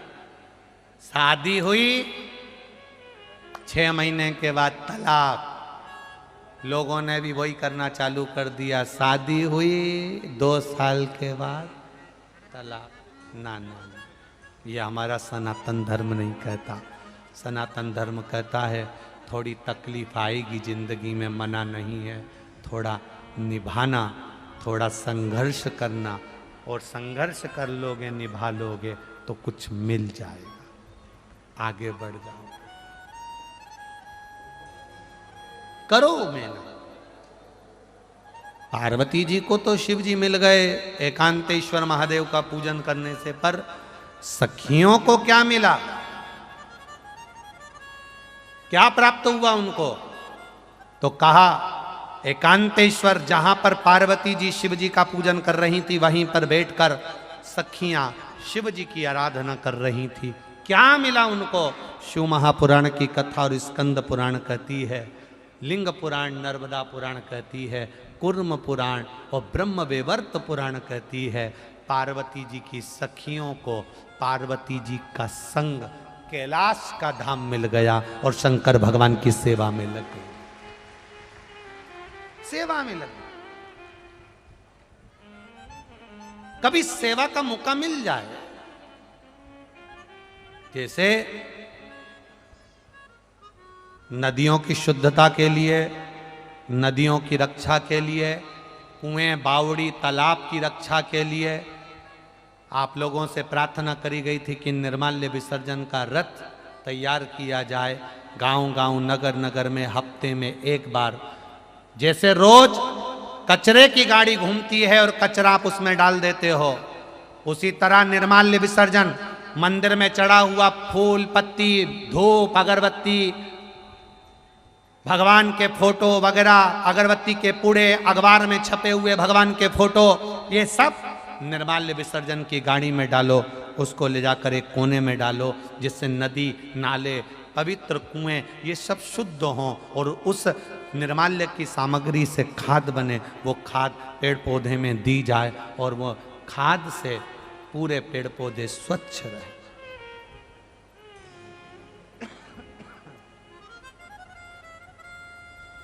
धन्यवाद दूंगा जिन्होंने निर्माल्य की गाड़ियां चलाई हैं। श्री सिद्धेश्वर महादेव महिला मंडल पीतमपुर से एक निर्माल्य की गाड़ी चलाई है, जोरदार ताली बजाएं। शिव शक्ति महिला समिति बिलासपुर से एक निर्माल्य की गाड़ी चलाई है। चार भुजानाथ मंदिर महिला मंडल सांवेर से एक निर्माल्य की गाड़ी चलाई है। जय भोले बाबा समिति मजदूर नगर सरोर सासुर से रायपुर से सरोरा रायपुर से एक निर्माल्य विसर्जन की गाड़ी चलाई है। बालाजी महिला मंडल ब्यावर राजस्थान से एक निर्माल्य विसर्जन की गाड़ी चलाई है। नारायण मुरलीधर रुद्रवार ताड़क कलश तहसील पूना जिला परभणी से एक निर्माल्य विसर्जन की गाड़ी चलाई है। बखरकर नगर महेश्वर सोसाइटी धूलिया से एक निर्माल्य विसर्जन की गाड़ी चलाई है। अंकित भाऊ सोनी शिरपुर से एक निर्माल्य विसर्जन की गाड़ी चलाई है। दिलीप जायसवाल सुवासरा से एक निर्माल्य विसर्जन की गाड़ी चलाई है। शिखर मधु श्रीवास्तव जालौन उत्तर प्रदेश से एक गाड़ी चलाई है। बैजनाथ महिला मंडल बदनावर से एक निर्माल्य विसर्जन की गाड़ी चलाई है। श्रीमती पुनीता सुनील सिंह रावत गाजीपुर से एक निर्माल्य विसर्जन की गाड़ी चलाई है। नांदेड़ से सिद्धेश्वर महादेव मंदिर धमतरी संभाजी नगर से एक निर्माल्य विसर्जन की गाड़ी चलाई है। शिव भक्त शिवपुरी बी गंगापुर राजस्थान से एक निर्माल्य विसर्जन की गाड़ी चलाई है। और श्री हृदयेश्वर महाकालेश्वर मंदिर मंडल नामाली से एक निर्माल्य विसर्जन की गाड़ी चलाई है। साथ ही अवधपुरी भाटा गांव राम दरबार मंदिर रायपुर से भी एक निर्माल्य विसर्जन की गाड़ी चली है। जोरदार ताली बजाएं। और जननी महिला मंडल प्रोफेसर कॉलोनी छत्तीसगढ़ से भी एक निर्माल्य विसर्जन की गाड़ी चलाई है। सभी को बहुत बहुत साधुवाद। जोरदार ताली बजाइए।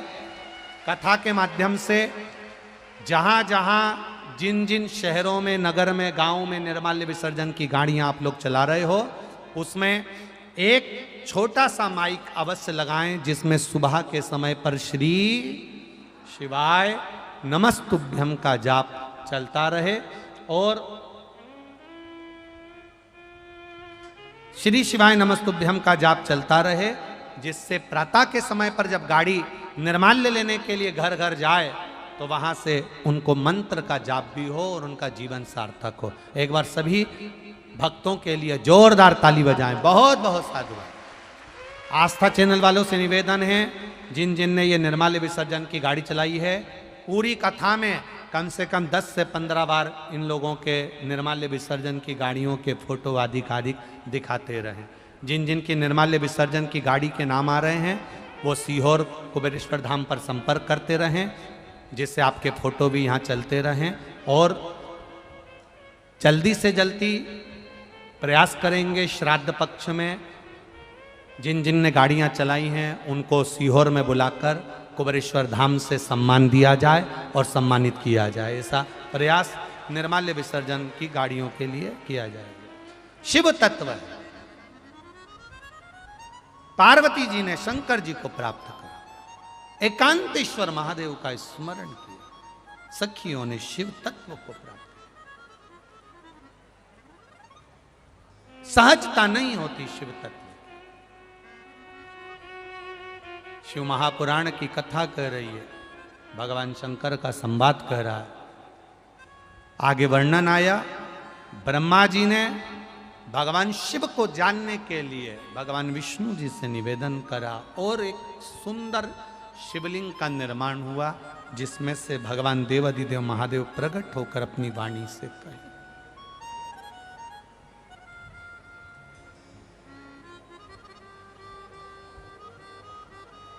अग्नि का एक खंभ प्रकट हो। फिर निवेदन करेंगे। कभी आपके जीवन में आपको लगे कि बहुत बड़ी बीमारी ने हमको घेर लिया, कोई लीवर, कोई किडनी, कोई कैंसर जैसा रोग हो गया है, डॉक्टर अपना काम करें, आप प्रयास करना किसी एकांत के शिवलिंग पर जाना और एकांत के शिवलिंग पर किसी वृक्ष की 5 पत्तियां तोड़कर भी आप एकांतेश्वर महादेव को चढ़ाकर दिल से कहकर आओगे तो बाबा उसको स्वीकार कर रोग से मुक्ति करेंगे। बोले एकांतेश्वर महादेव की दिल से कहा गया, पुकारा गया, वो सुनता। भोलेनाथ दया करना, मैं तेरे भरोसे हूँ। मेरे बाबा दया करना, मैं तेरे भरोसे हूँ। ना घर के भरोसे ना परिवार के भरोसे हो, ना घर के भरोसे हो, ना परिवार के भरोसे हो। मेरे बाबा दया करना,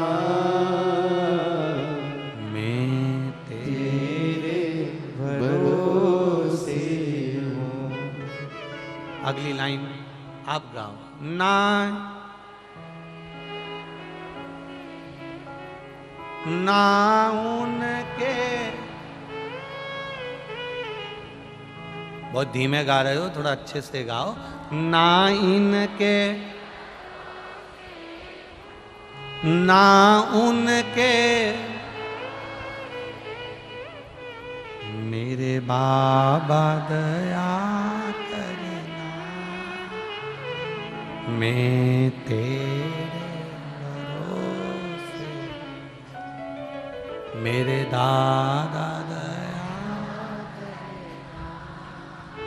मैं तेरे। भिलाई से एक नियम ले लो, हम भी ले लेते, तुम भी ले लो। कथा में जब कथा समापन होए करे ना, रोज प्रतिदिन आरती के पहले एक बार इस लाइन को सब गुनगुना लिया करो। हम भूल भी जाएं तो तुम चालू हो जाया करो, पर बाबा से प्रार्थना सब मिलके कर लिया हो। हम भूल जाएं तो तुम याद रखना। और जहां जहां कथा है, अभी ये भिलाई की कथा पूरी हो जाएगी, फिर शायद 5 तारीख से है, 5 तारीख से आकोला में प्रारंभ हो जाएगी। यहाँ पर एकांतेश्वर महादेव शिव पुराण की कथा चल रही है। आकोला में स्वामी समर्थ शिव महापुराण की कथा होगी। बड़े आनंद के साथ श्रवण करेंगे। जिन स्वामी समर्थ ने काशी में जाकर भगवान शंकर की आराधना करी थी, जिन स्वामी समर्थ ने केदार में जाकर भगवान शंकर की आराधना करी थी, जिन स्वामी समर्थ ने महाकाल में आकर भगवान शिव की आराधना करी थी, जिन स्वामी समर्थ ने बैजनाथ भीमा शंकर में जाकर भगवान शिव की आराधना करी थी, उन स्वामी समर्थ शिव महापुराण की कथा का स्मरण अपन करेंगे आकोला से।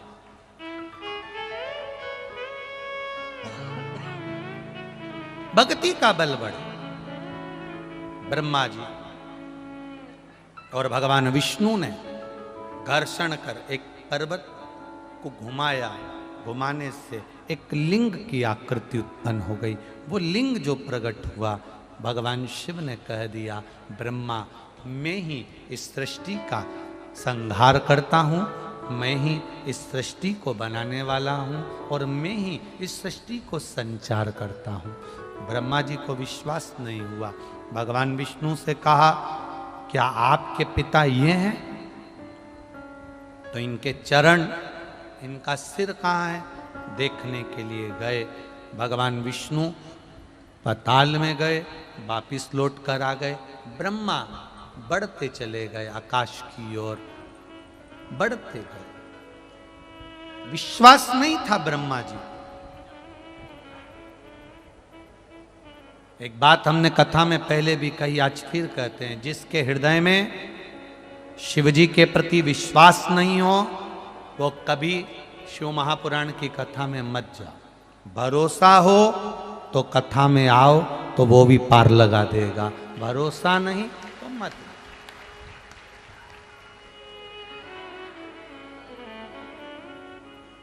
विश्वास हो तो परमात्मा।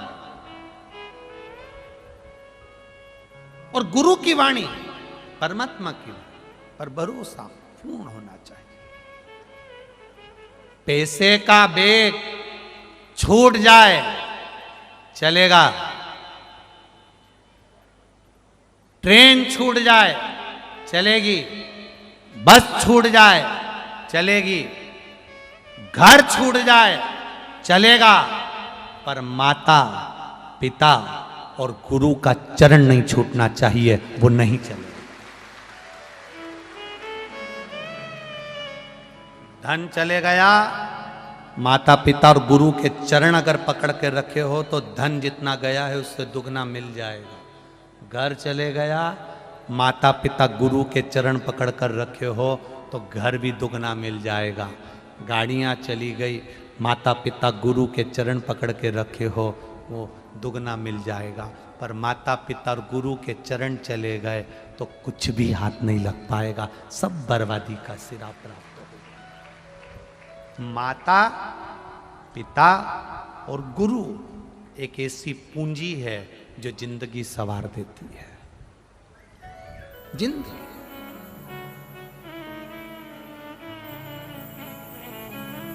जीवन संवार। स्वामी विवेकानंद ने जो अपने गुरु को साधा है, गुरु की जो भक्ति करी है, उसी का तो फल स्वामी विवेकानंद जी को मिला। जो गुरु के चरण पर, गुरु की वाणी पर, गुरु के वचन पर, माता पिता के चरण पर, माता पिता की वाणी पर जो विश्वास नहीं करता उसकी जिंदगी बेकार है।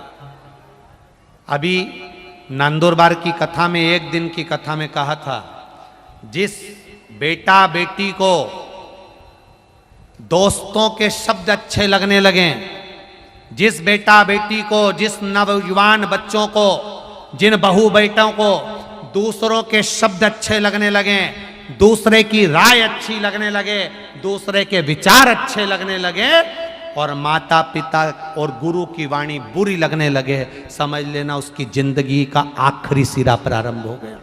शुरुआत नहीं, आखिरी सिरा प्रारंभ हो गया।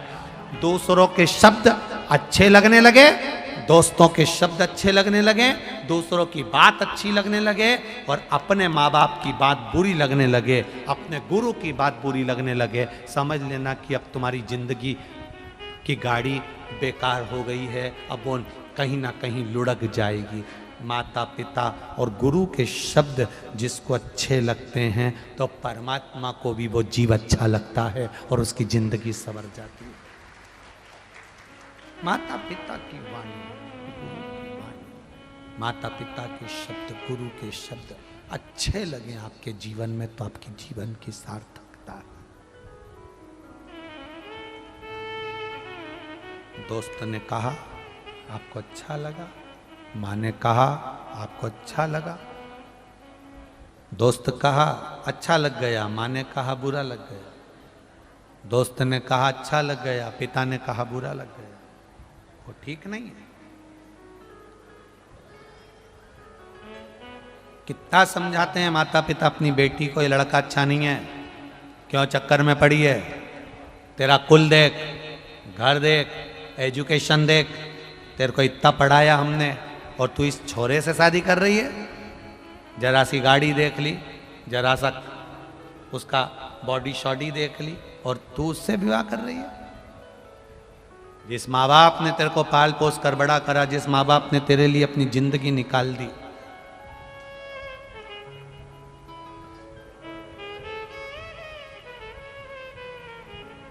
जिस माता पिता ने पूरी लाइफ निकाल दी तेरे को बड़ा करने में, तेरे को कलेक्टर, एसपी, डॉक्टर, ना जाने कौन कौन से पद पर तेरी मां और तेरे पिता तुझे देखना चाहते थे, पूरी जिंदगी निकाल दी उसने, पूरी लाइफ तेरी जिंदगी बनाने में, तेरी लाइफ बनाने में माता पिता ने अपनी लाइफ निकाल दी, और तुम मोबाइल के स्टेटस पर लगा रहे हो माय वाइफ माय लाइफ। जिस माता पिता ने पूरी लाइफ निकाल दी उसका नाम एक बार तो डाल देता कि मेरे माता पिता मेरी लाइफ हैं, मेरे माता पिता ने मुझे जन्म देकर इस पद पर पहुंचाया है। अगर वो बचपन में मेहनत नहीं करे होते तो ना तुम डॉक्टर, ना तुम कलेक्टर, ना तुम एसपी और ना तुम मंत्री, ना तुम सरंत्री, ना कलंत्री बने होते। ये उसकी मेहनत है जो तुम्हें सीए बनाकर बिठा दिया, ये उसकी मेहनत है जो तुम्हें पद पर बिठा दिया, उसकी मेहनत। विश्वास हो तो कथा में जाओ, विश्वास हो तो मंदिर में जाओ, विश्वास हो मानो तो मैं गंगा मां हूं और ना मानो तो बहता पानी। भरोसा होगा तो तार। भरोसा करा शिव जी पर, भगवान विष्णु ने, ब्रह्मा जी नहीं कर पाए, इसलिए उनका शीश कट गया, बड़का पेड़ बन गया। अर्धनारीश्वर स्वरूप में भगवान ने दर्शन दिया। भगवान अर्धनारीश्वर पधार रहे हैं। जोरदार ताली बजाकर स्वागत करें भगवान अर्धनारीश्वर का।